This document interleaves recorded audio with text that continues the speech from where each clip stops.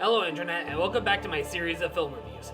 Last time we covered Disenchanted, but today we're here to look at a long-awaited sequel to one of James Cameron's best films to date, 13 years in the making. A film I'd like to call Avatar: The Way of Water. Now some may refer to James Cameron's Avatar as the one with the blue people, to differentiate it from one of my favorite animated series growing up, Avatar: The Last Airbender. I loved Avatar: The Last Airbender as a kid, and I still love it as an adult. But we can all agree that M. Night Shyamalan's The Last Airbender can go fuck a cactus! But anyway, the first Avatar takes place on the world of Pandora, home of the Na'vi. No, not this annoying fairy from Ocarina of Time. The Na'vi are an alien race who live on Pandora. Avatar follows the story of Jake Sully, played by Sam Worthington, as he takes his deceased twin brother's place in something called the Avatar program, where he inhabits the body of a Na'vi. Now, the environment of Pandora is poisonous to humans, so this is the safest way to explore Pandora, other than wearing a special kind of mask. The humans are on Pandora to colonize it in order to mine unobtainium. The expansion of this mining colony threatens the existence of the Na'vi. Jake falls in love with Neytiri, played by Gamora herself, Zoe Saldana. They fall in love, and he's accepted into the Na'vi tribe, and thus he realizes that the humans are at war with the Na'vi, and thus he joins the Na'vi to protect them. Avatar is heavily inspired by Dances with Wolves and Pocahontas. Of course, I've never seen Dances with Wolves, despite me being a wolf boy. I need to put that on one of these days. But let me just say right off the bat that Avatar is pure eye candy. It's revolutionary. The only times I've seen this movie were in a theater twice. Once when it first came out, and another time during a re-release to promote The Way of Water. Because watching it on Blu-ray just doesn't feel the same. Avatar is a visually beautiful movie to look at.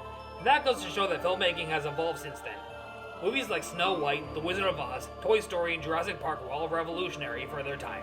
But Avatar is the point where filmmaking has begun to evolve in so many ways in terms of special effects and storytelling. 13 years after Avatar first came out, we finally have Avatar: The Way of Water.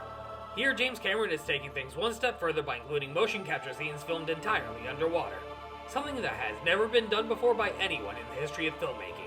I love it when movies go above and beyond to bring audiences into brand new worlds and fully immerse them into the story in the way Top Gun Maverick has done by using practical effects and flying real jets, or Toy Story being the first fully computer animated movie, or Snow White being the first feature-length animated movie in existence, or The Wizard of Oz being the first color movie, or Jurassic Park using modern effects for the very first time to bring dinosaurs to life.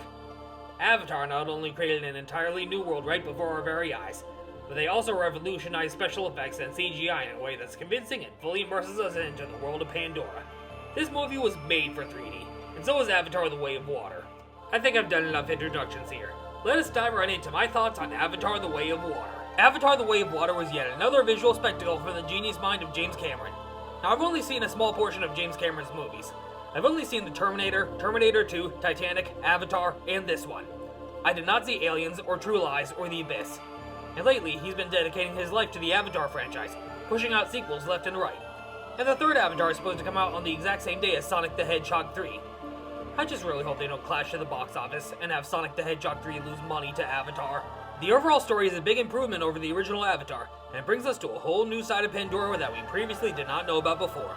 Joining the cast is Kate Winslet as a member of the Sea Tribe, and Stephen Lang returns yet again as the villain, but this time as an Avatar. There's also a young human named Spider who acts as a go-between for the Na'vi and the Sky People. Like I said, an improved story and breathtaking visuals, and the best way to see this movie is in 3D. I'm giving Avatar: The Way of Water a 10 out of 10. It is an absolute must-see. It's meant to be seen on the largest screen possible in 3D. If you want to check it out in 2D, fine by me. Same with if you want to wait until it's on Disney+, but I'm telling you now, it won't be the same.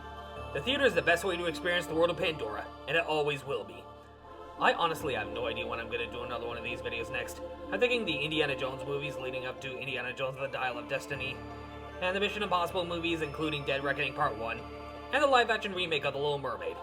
Stay tuned for all my upcoming projects and more coming in the new year. Until then, I'll see you all next time.